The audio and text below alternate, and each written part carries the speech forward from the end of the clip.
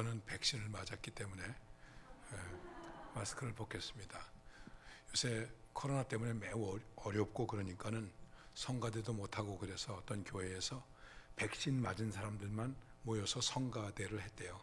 그래서 성가대 이름이 백신 성가대. 그랬더니 어떤 분이 나도 성가대를 하겠다고 그 다음 주에 왔는데 흰 고무신을 신고 왔더래요. 백신을 신고 왔으니까 나도 성가대 하겠다고. 여러분들 찬양과 율동 이렇게 재밌는 순서가 더 좋죠. 목사의 딱딱한 설교를 듣는 것보다는. 오늘 교사 헌신 예배라고 해서 제가 부름을 받고 왔는데, 사실은 제가 교사 헌신 예배라는 일반적 교사들의 헌신 예배, 충성해야 되고 잘 가르쳐야 되고 뭐 그런 것들을 얘기하러 오지 않았습니다. 제가 오늘 여러분들에게 하나님 나라를 세우는 교회라고 하는 주제의 제목처럼 그렇게 거창하게 큰 강의를 시간 관계상 많이 할 수는 없지만은, 지금 우리의 목회의 생태, 교회의 생태, 또 좁게 얘기해서 교회 학교의 생태가 얼마나 어려운 형편에 있는가. 그래서 제가 와서 여러분들의 교회의 주보를 보면서 감사하게 생각하는 것은 유아부, 유치부, 소년부 이게 다 있다는 것이죠. 제가 벌써 총회장을 한 지 7년 정도 되는데, 총회장이 되었을 때에 우리 교단의 교회 학교에 대한 전수조사를 했는데, 그때 이미 2014년도에 우리나라에 60%의 교회에 주일학교가 없었습니다. 더 충격적인 것은 강남, 파락군, 그 황금 같은 지역에 80%의 교회에 고등부가 없었습니다. 그래서 제가 충격을 먹고 우리 교단에서 교회 성장 운동 지원본부를 만들어서 5년 동안 활동을 했습니다. 그러면서 그때 이런 얘기를 했습니다. 한 명의 어린이가 있어도 주일학교를 합시다. 포기하지 말고. 근데 이렇게 주일학교 얘기를 하거나 그러면 대개 이렇게 얘기를 해요. 교사가 없습니다. 또 지도할 분이 없습니다. 이렇게 얘기를 합니다. 말하자면 교육 목사님이나 교육전사를 특별히 지방에 있는 교회는 모시기가 참 어렵다고 하는 것이죠. 목회자의 입장에서 조금 부끄러운 얘기가 되겠죠. 어쨌든 둘 중 두 가지입니다. 하나는 시골이라서 안 오겠다는 것이고, 또 하나는 아이들이 없으니까 이제 교회의 교육전사님이나 교육 목사님을 모실 이유가 없는 거예요. 이게 얼마나 비극적인 이야기가 되겠습니까? 뭐 이런 얘기를 하려고 그러면 참 할 얘기가 많은데, 제 둘째 딸이 아프리카에 있는데 제가 여러 번 갔다 왔습니다.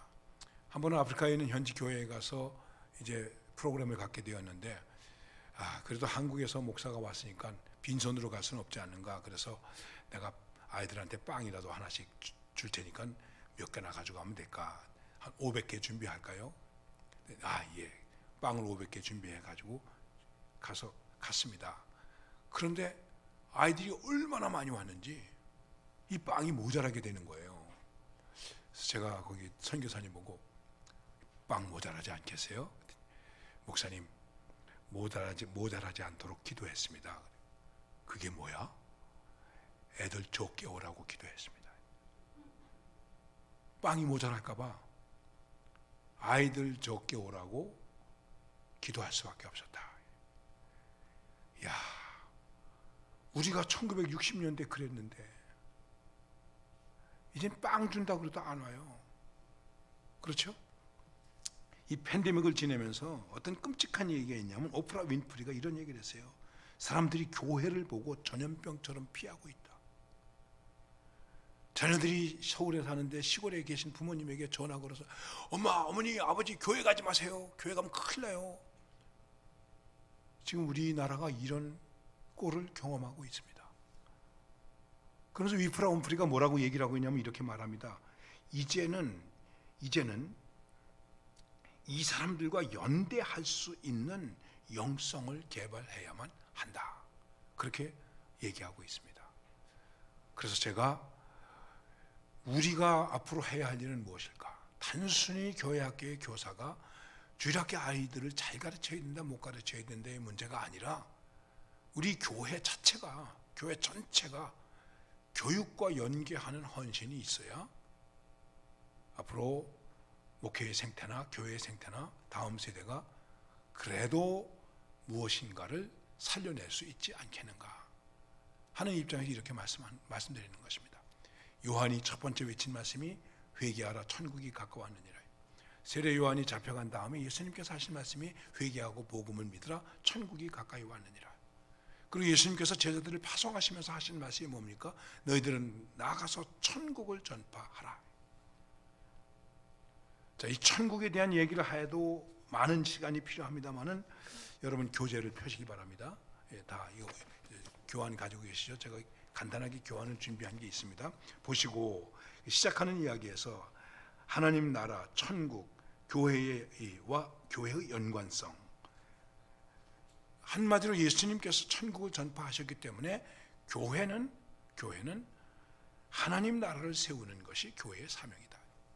하나님 나라는 하나님 나라를 세우기 위해서 우리가 예수님이 하신 일을 하는데 그게 뭡니까? 잘 아시는 대로 전파하시고 가르치시고 고치신다.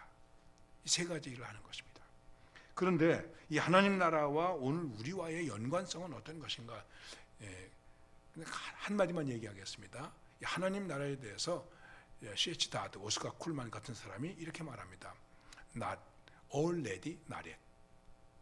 하나님 나라는 already, 이미 왔다. 이미. 그런데 not yet. 아직 오지 않았다. 여러분과 제가 천국을 얘기합니다. 근데 우리가 천국을 얘기할 때 늘 어떤 천국을 얘기하냐면 not yet. 아직 오지 않은 천국을 얘기하고 있습니다. 그렇죠? 그래서 이제 죽으면 좋은 데로 간다. 예, 죽으면 천당 간다. 이것으로 우리가 하나님의 나라를 얘기하고 있습니다. 아닙니다. 하나님의 나라는 already, 이미 우리에게 왔다. 그러나 아직도 오지 않은 부분이 있다. 그렇다면 오늘 그리스도인들이 already, 이미 온 하나님의 나라를 어떻게 건설하겠는가요? 이게 우리의 과제입니다. 이 두 가지 점에 대해서 우리가 깊이 좀 생각을 해야 됩니다. 이미 와 있다. 자, 제가 영어를 잘해서 말씀드리는 것은 아니고, 회개하라. 하나님의 나라가 가까이 왔다. Repent. The kingdom of heaven is in your hand. 이렇게 말하고 있습니다. 하나님의 나라가 너희 손 안에 있다. 여러분의 손 안에 하나님의 나라가 있습니까? 아까 잠깐 오프라 윈프리의 얘기를 했습니다만 많은 사람들이 교회를 전염병처럼 피하고 있다. 그러면 하나님의 나라가 아니잖아요. 교회가 하나님의 나라가 못 되어 있어요. 여러분의 교회는 그게 아니고 많은 교회들이 하나님 나라의 모습을 갖고 있지 못해요. 잘 가까이 있는 저 원주에 있는 한 교회가 그랬잖아요.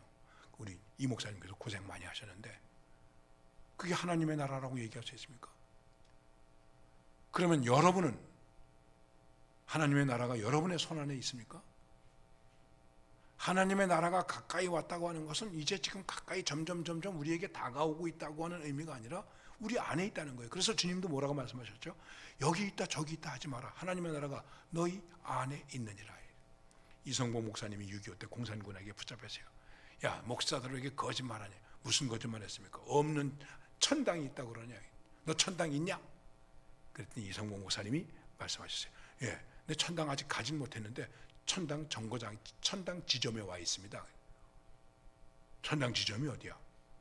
주님께서 너희 안에 천국이 있다 그래서 내 안에 천국이 있습니다. 여기 천국 지점이 있기 때문에 내가 언젠가는 본점 갈 겁니다.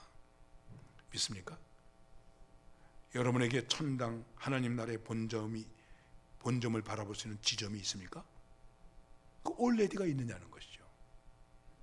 자, 그런데 그럼 문제는 그럼 이 하나님의 나라를 읽을 때 생각할 때 이 하나님 나라를 위한 말씀 묵상을 좀 해보십시다. 여러분 오늘 본문을 보세요. 제가 오늘 무슨 주석적인 설교를 하려고 그러는 건 아닙니다. 우리 31절 32절 말씀을 한번 다 같이 읽어보십시다. 시작. 또 비유를 들어 이르시되 천국은 마치 사람이 자기 밭에 갖다 심은 겨자씨 하나 같으니 이는 모든 씨보다 작은 것이로되 자란 후에는 풀보다 커서 나무가 되매 공중의 새들이 와서 그 가지에 깃들으니라. 자, 여러분 이 교환을 보세요. 하나님 나라는 무엇과 같은가? 천국은 마치 사람이 자기 밭에 갖다 심은 겨자씨 하나 같다. 자기 밭에 심는 겨자씨 하나 같다.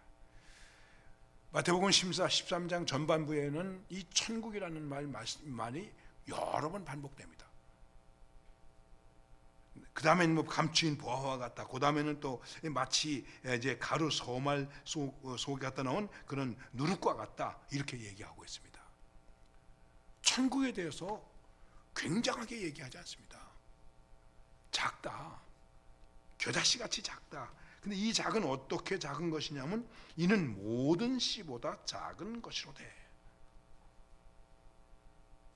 우리가 천국을 아주 거창하게 얘기하고 있는데 천국이 모든 씨보다도 가장 작은 것 같은 모습이다. 제가 그렇게 성경을 해석하려고 하는 것은 아닙니다만은 여러분, 우리에게서 천국이 보여집니까? 안 보여지잖아요. 여러분이 뭘로 천국을 보여줍니까? 우리가 세상 사람들한테 천국을 보여줘야 되는데 천국을 보여줄 만한 것이 없어. 너무 작아. 너무 작아. 그런데 그 다음 문제를 보세요. 그런데 하나님 나라를 위해서 어떻게 해야 하나? 이것입니다. 작으냐 크냐의 문제가 아니에요. 하나님 나라를 위해서 어떻게 해야 되는가? 뭐라고 말씀하고 있냐면은 이렇게 말씀하고 있습니다. 심은 밭에 갖다 심는 것이다. 첫째는 심는 것이다. 또 다른 말로 얘기를 하면 뿌리는 것이다. 씨를 뿌리는 것이다. 뭐 설명 안 해도 잘 아시겠죠? 그리고 그 다음에 두 번째는 무엇인가 이렇게 말씀하겠습니다. 커서 자란 후에 커서 나무가 되며 자라는 것이다. 확장되는 것이다. 그래서 나무가 된다. 그 다음에 세 번째는 뭐라고 말씀하고 있냐면은 공중의 새들이 와서 그 가지에 깃들이느니라. 깃들인다 말씀하고 있습니다. 간단하게 말하면 천국을 위해서 여러분과 제가 해야 할 일이 무엇이냐면 심어야 된다. 두 번째는 자라게 해야 된다. 세 번째는 깃들이게 해야 된다. 세 가지예요. 간단하게 말씀드릴게요. 얼마나 뿌립니까? 제가 와서 여러분의 주보를 보니까 전도 대상자 작성하기 하고 있지 않습니까? 여기서 전도하기가 얼마나 힘든데요. 자, 교회에 오느냐 안 오느냐의 문제가 아니에요. 우리는 어떻게 됩니까? 뿌려야 된다. 심어야 된다. 그 정도까지만 얘기할게요. 저는 목회하면서 그러기 때문에 한 번도 교인들에게 전도 훈련을 중단한 적이 없습니다. 어떤 경우에도 전도 훈련을 했습니다. 그 전도 훈련은 무엇이냐면 복음을 뿌리는 법을 가르쳐 주는 거예요. 복음을 심는 법을 가르쳐 주는 거예요. 교회 안 와도 괜찮다. 물론 오면 더 좋지만 안 와도 괜찮다고 하는 말은 취소하겠습니다. 와야 되겠죠. 그렇죠? 그런데 복음을 심는 거예요. 하여간 사형리의 방법으로 하든 전도 폭발 방법으로 하든 어떤 방법으로 하든 1대1로 하든 뭘로 하든 우리들은 어떻게 됐든 무엇을 해야 됩니까? 심어야 된다. 심고 있습니까? 뿌리고 있어야 된다. 뿌려야 된다는 것이죠. 그리고 그 다음에 할 수 있다면 뿌린 다음에 그게 어떻게 해야 될까요? 자랄 수 있게 해야 된다. 나무가 될 수 있어야 된다 하는 것입니다. 이게 양육이다. 이렇게 말씀드릴 수 있습니다. 그리고 이것이 그리스도인의 삶의 모습이다. 이렇게 얘기할 수 있습니다. 여러분, 콩나물도 콩을 가지고 뿌리면 나중에 뭐가 됩니까? 콩나물이 됩니다. 물만 받아 먹었는데 콩나물이 돼요. 콩나물이 돼요. 그 나물 한 번으로 끝나요. 근데 콩나무가 못 돼요. 나무가 된다는 거 중요한 거예요. 심었습니다. 나무가 되게 해야 돼요. 지금 교사 헌신 예배로 생각하면 여러분들이 우리 아이들이 앞으로 뭐가 되게 해야 됩니까? 이 교회 나무가 되게 해야 됩니다. 그리고 그 다음에 깃들이게 한다는 거예요. 깃들인다는 거예요. 퍼치라고 하는 말을 쓰는데, 아니면은 영어 성경에서는 네스트라고 하는 말을 씁니다. In the nest. 네스트 보금자리라는 말 아닙니까? 네, 새 보금자리. 교회가 보금자리가 되어야 한다. 퍼치라고 하는 말은 무슨 말이냐면 횃대라는 말입니다. 횃대. 닭장이나 이런 데 가면은 올라가서 달기에 앉아가지고 쉬고 있지 않습니까? 그 깃들인다고 하는 말이 그런 말이에요. 그러니까는 뿌리고 심는 일을 하고 잘 자라서 나무가 되게 한다면 그 다음에 그 나무에 어떻게 해야 됩니까? 가지에 와서 새들이 앉을 수 있어야 된다는 것입니다. 여러분의 어깨에 안 믿는 사람들이 와서 앉을 수 있습니까? 여러분들의 마음 쓰임 때문에 사람들이 와서 앉을 수 있습니까? 저는 목회하면서 와서 깃들이기는커녕 먼저 믿은 교인이 텃세 부려가지고 마음에 상처받고 교회를 떠난 사람 많이 봤어요. 여러분, 지금 우리나라에는, 우리 교단에는, 우리 교회에는 가나안 교인이 200만 가까이 됩니다. 가나안, 안나가를 거꾸로 하면 가나안이 되지 않습니까? 깃들이질 못하는 거예요. 수많은 청년들이 교회에 깃들이질 못하고 떠나갔어요. 또 솔직하게 말씀드리면 그 대표적인 사건 가운데 하나가 세습이라는 것 때문에 그랬어요.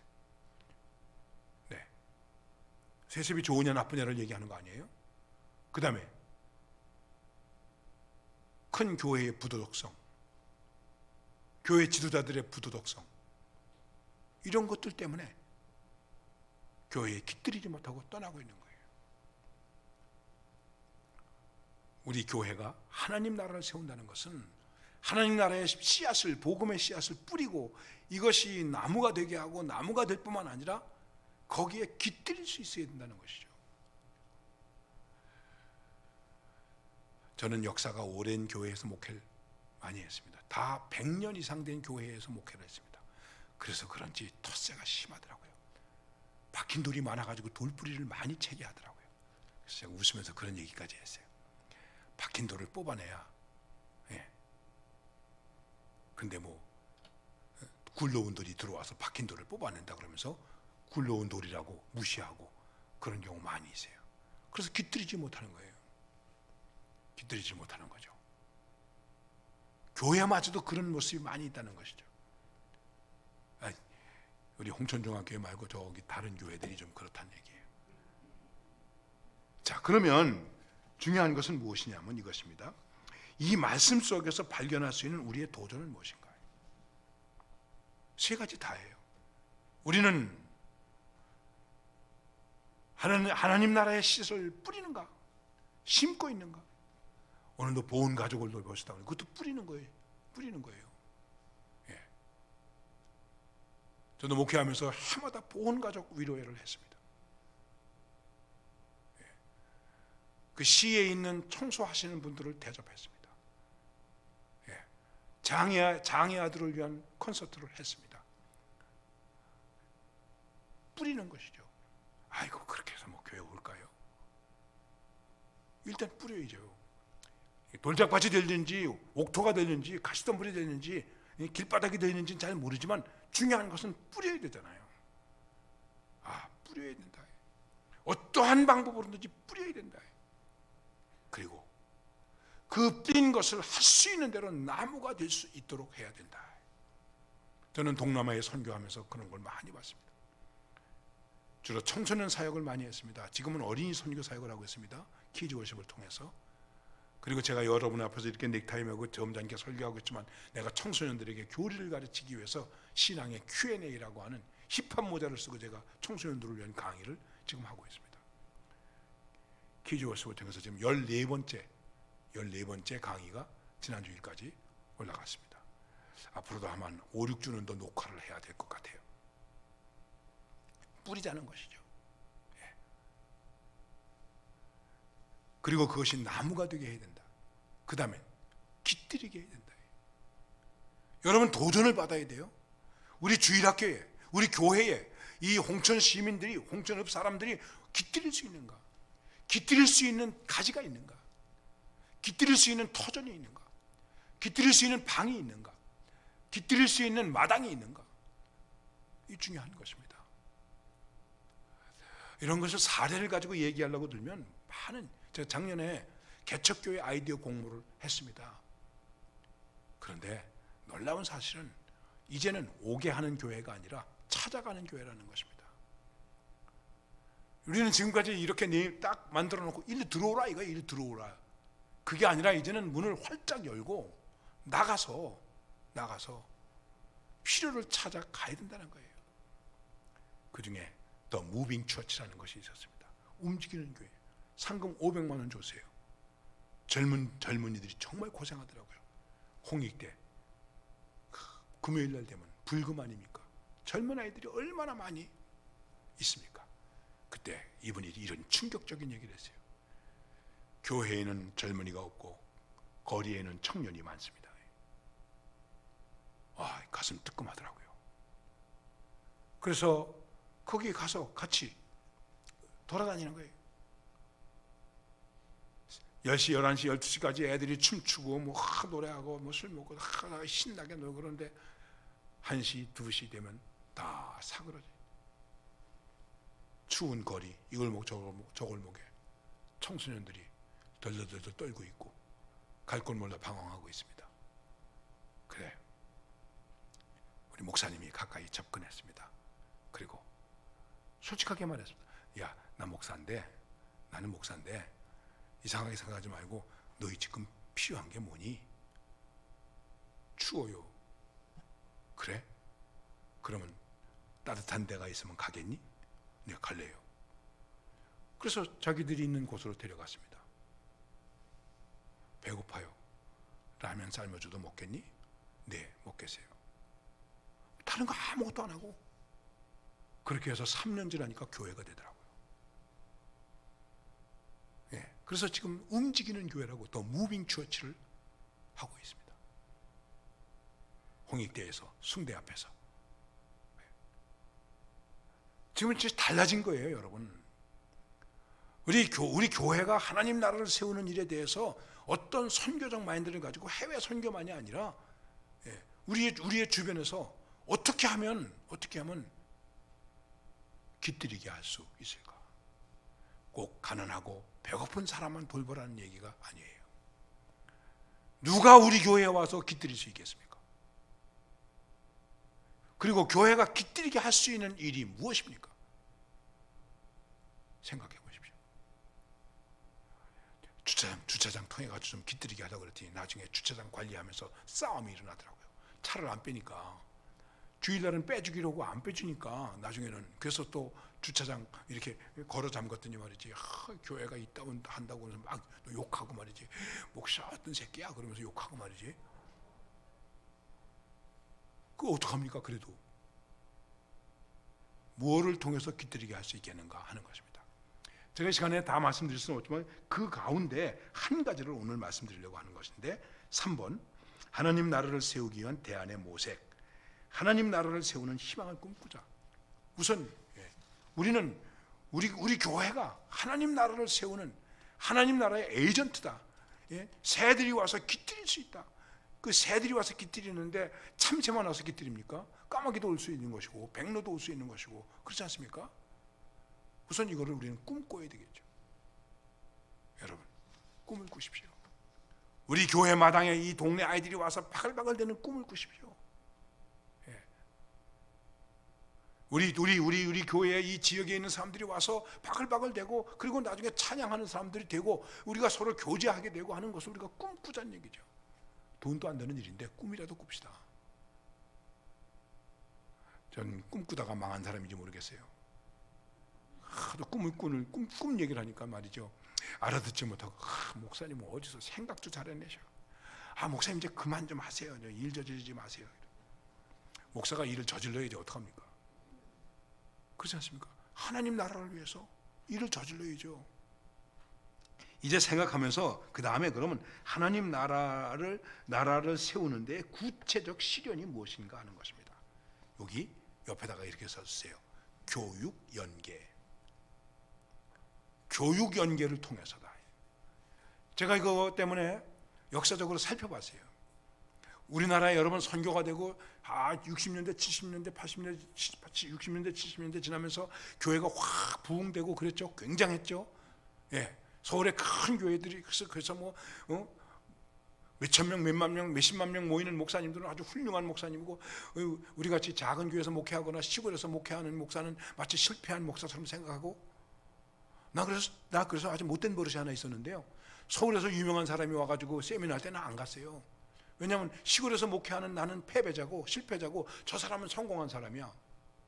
우리나라에 그렇게 생각하고 있어요. 이거 의식부터 바꿔야 되는데, 그런데 어떻게 해서 이렇게 됐을까? 한 사례만 얘기하겠어요. 킨슬러 선교사님, 우리나라 말로는 권세열 선교사님이 그 후손이 지금도 5대째 걸쳐서 우리나라에서 섬기고 있습니다. 언더우드도 5대째 섬기고 있습니다.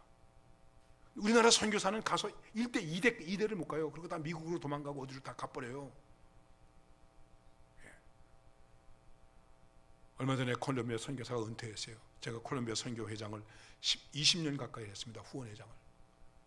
내가 말했어요. 당신 은퇴했지만, 법으로 은퇴했지만 다시 콜롬비아에 가라. 그리고 콜롬비아에서 죽으시오. 언더우드처럼 대를 이어서 선교사가 돼야 될 거 아니오. 나는 가지도 못하면서 남에게만 그렇게 얘기를 했습니다. 그분이 1928년에 우리나라에 왔어요. 평양신학교와 숭실대학에서 가르쳤습니다. 그때는 숭실학교죠.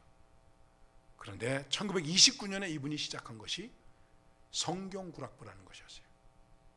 바이블 클럽. 평양에 있는 거지 새끼들이죠. 4-5명의 거지 아이들을 모아서 가르치기 시작했습니다. 근데 성경만 가르친 게 아니에요. 예수 믿으라고 이것만 가르친 게 아니에요. 산수도 가르치고 국어도 가르치고, 이걸 가르친 거예요. 그리고 이 운동을 대한예수교장로회 우리 교단에서 전국적으로 해서 엔간한 교회에는 거의 다 뭐가 있었냐면 성경구락부가 있었어요. 그런데 그때 그 성경구락부는 놀라지 마십시오. 일제시대 때 우리나라의 초등교육을 감당해 준 것이었어요. 학교를 못 가니까, 또 일제학교니까 이거를 교회들이 한 거예요. 저도 그걸 많이 봤습니다. 그 다음에 6.25 전쟁이 났죠. 얼마나 가난하고 얼마나 힘듭니까? 그리고 60년대 70년대 산업화로 인해 가지고 공장 많이 생기고 공돌이 공순이, 초등학교도 제대로 다니지 못했거나 아니면 초등학교 졸업하고서 고등학교도 못 가고 다 공장에 가서 일하고 그랬어요. 이 아이들에게 약을 세워서 가르쳐준 곳이 어디냐? 교회였어요. 근데 그때 많은 학교가 세워졌는데 그 대표적인 학교가 뭐냐면 고등공민학교라는 거예요. 혹시 여러분들도 기억하실지 모르겠어요. 대한청소년 성경구락부예요. 그리고 이 운동을 위해서 적극적으로 지원해 주신 분이 한경직 목사님이셨습니다.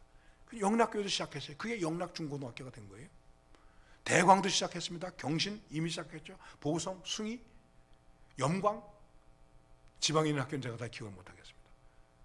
전국의 학생이 수십만 명이었습니다.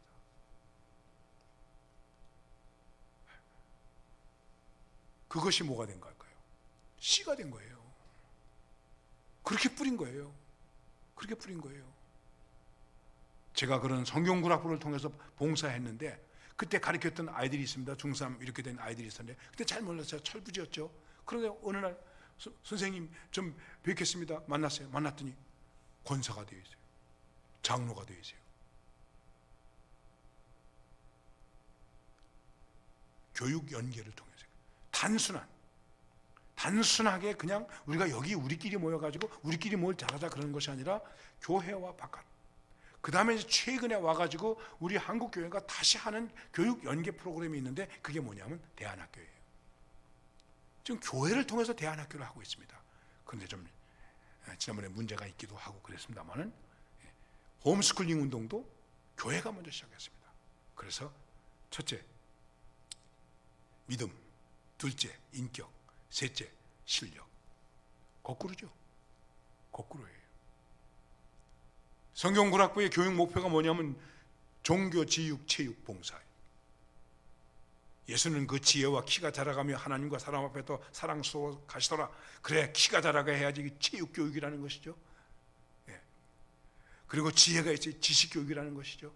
그 다음에 사람 앞에 봉사, 하나님 앞에 신앙, 종교. 종교, 지육, 체육, 봉사. 일반 교육의 목표가 지덕체예요. 우리는 하나가 더 있어요. 신앙. 이런 놀라운 교육 연계를 통해서 한국 교회에 큰 부흥이 일어나는 거예요. 그래서 이제 지금 현실적 사례는 어떤 것이어야 되겠는가 하는 것이죠. 우리 교회가 교회 밖의 사람들과 교육 연계를 갖자. 그런데 저는 이 교육 연계를 무엇을 통해서 갖기를 원하느냐 하면은 언어 교육을 통해서. 지금 다 이 어학 교육이 지금 다 몸살을 앓고 있어요. 여러분, 영어 교육 시장이 1년에 15조 시장이에요. 여기다 돈 벌려는 얘기하는 것도 아니고 제가 여러분들에게 잠깐 방법만 좀 가르쳐 드리기를 원합니다. 이거를 가지고 우리가 연계하자는 거예요. 연계하자는 것이죠. 그리고 이것은 조금만 관심을 가지면 누구든지 할 수 있는 거예요. 제가 이거를 여러분들에게 가르쳐 드리겠다고 하는 것이 아니라 이런 방법으로 할 수 있다라고 하는 것을 말씀드리는데, 여러분 이 교재를 펴시면 첫째 장 넘기시고 둘째 장 넘기시고 셋째 장 넘기시면은 네 번째에 거기 교재가 하나 있습니다. 제가 교재를 일부분만 이제 복사해 가지고 왔어요. 여기 보니까 The Fox라고 되어 있는데 박스가 아니라 The Fox, 이렇게 The Fox and the Grapes라고 합니다. The Fox and the Grapes 이렇게 되어 있습니다. 그런데 그 밑에 보면 이렇게 되어 있죠. 여러분 이거 다 알고 읽는 거예요. One every hot day, a thirsty fox saw some ripe grapes in a garden. 이렇게 되어 있죠. 근데 이거를 어떻게 교육을 하는 거냐면 한글로 교육을 시키는 거예요. 영어를 보고 읽지 말고 한글을 보고 읽는 거예요. 한글을 보고. 여러분 저를 따라 아주 천천히 읽어야 됩니다. 한번 이렇게 읽을 수 있는 거예요. One very hot day, a thirsty fox saw some ripe grapes in a garden. 거기 있는 그대로 garden. 이렇게 읽는 거예요. 한번 읽어보실래요? 자, 뭐 이거 쉬운, 영어를 하시면 이딴 걸 가지고 이래 이렇게 말할 수 있을 거예요. 근데 한번 아주 천천히 그냥 뭐 금방 one every hot day 이렇게 읽을 수 있지만, 그리고 영어로 보고 읽지 말고 한글을 보고 읽으세요. 한글을 보고 천천히 시작. One very hot day, a thirsty fox saw some ripe grapes in a garden. 가든이 아니고 garden. 영어로 읽으면 그렇게 되는 거거든요. 자, 그다음 두 번째 줄 보세요. 뭐라고 합니까? 우리 말로 읽는 거예요. He said to himself, how lucky I am. 예, 이렇게 읽는 거예요. 이게 영어가 될까? 저도 그렇게 생각했어요. 근데 제가 이 교육을 실제로 받아봤어요. 되더라고요. 처음에는 잘 안 됐어요. 왜냐면 내가 영어 조금 알기 때문에 안 됐어요. 될까? 이게 돼요. 약속은 뭐냐면 하루에 5번만 읽으라는 거예요. 하루에 5번씩만 읽으라는 거예요. 그런데 이것이 이걸로만 끝나지 않고 그 다음 페이지를 보세요. 그 다음 페이지를 보면 그 똑같은 얘기인데 중국어로 하는 거예요. 중국어로. 자, 한글로 읽어보세요. 한글로 제가 한번 읽어볼게요. 요, 이, 텐, 치, 흰, 러, 이쯔, 후리, 헌, 커. 이렇게 읽는 거예요. 다 같이 한번 읽어봐요. 시작. 요, 이, 텐, 치, 헌, 러, 이쯔, 후리, 헌, 커. 네. 그래서 영어와 중국어로 하는 거예요. 근데 앞 페이지로 돌아와 보세요. 앞 페이지로 다시. 앞 페이지로 돌아오면 그 위에 있는 이야기는 백설공주 얘기예요. 백설공주. 왕궁이 있죠. 왕궁이 있습니다. 자, 왕과 왕비가 성에 살고 있다. 지금 한 거 똑같이 The king and queen live in a castle. 그러니까 중국말로 국왕, 허왕, 허우, 주자이 이거 청바오리. 여러분, 초등학교 5학년 아이가 성경을 영어와 중국어로 줄줄 읽어요. 줄줄 읽어요. 그 다음에 여기에서 나온 교재 가운데 단어장이 있는데 단어를 공부하는 것 가운데 있는데 단어가 이렇게 5가지로 되어 있어요. 예를 들면 가족이라고 되어 있죠. 가족, family, familia, 이거는 이제 스페니쉬입니다. 그 다음에 짜팅, 중국어고, 가족구, 이거 일어예요. 이 한 단어를 가지고 이렇게 읽는 거예요. 그 다음 넘겨보세요. 그 다음은 이건 패턴을 가리키는 것 중에 하나예요. 패턴 잉글리시 패턴가 하나인데 그 중에서 하나를 제가 가져온 거예요. 나는 그에게 관심이 많습니다. 그러면 I'm interested in him. 자, 우리가 영어를 공부할 때 이렇게 공부했어요. I'm interested in him. 우리 이렇게 공부했죠. 근데 이게 한글로 어떻게 썼냐면 I'm interested in him. 그대로 영어 발음이 되는 거죠. 빨리 읽으면 I'm interested in him. 이렇게 되는 거죠. 그 처음에 그게 빨리 안 하는 거예요. 근데 그 밑에 가서 중국어로 보면 중국어 워 뚜이 타 헌간 생치 헌간 생치 이렇게 나는 중국 문화에 관심이 많습니다. I'm interested in Chinese culture. 그냥 그렇게 culture 이렇게 읽어야 되는 거예요. 제가 영어를 조금 학생들한테 가르쳐 봤는데 내가 이거 진작 알았으면 이렇게 가르칠 텐데. 근데 우리는 뭐라고 했죠? I'm interested in Chinese culture 이렇게 읽죠. 근데 미국 애들은 culture 그러니까 culture이 뭐야? 우리가 못 알아듣는 거죠. 그래서 그 다음에 중국말로는 뭐라고 됩니까? 워 뚜이 정고 원화 헌간 생치 이렇게 가리키는 것입니다. 그리고 그 다음을 넘겨보십시오. 아까 이제 또 fox and grapes. 근데 여기는 이제 더 박스라고 이렇게 되어 있는데 박스하고 그 박자 위에다가 이렇게 동그라미 표가 있습니다. 요거는 이제 교육을 받으면 요럴 때는 빡으로 발음하는 것이 아니라 이제 F 발음을 이 아랫입술에도 대고 해서 fox. 그래서 fox. 우리는 보통 fox 이렇게 여우로 fox라고 하지 않습니까? fox 이렇게 읽는 것이죠.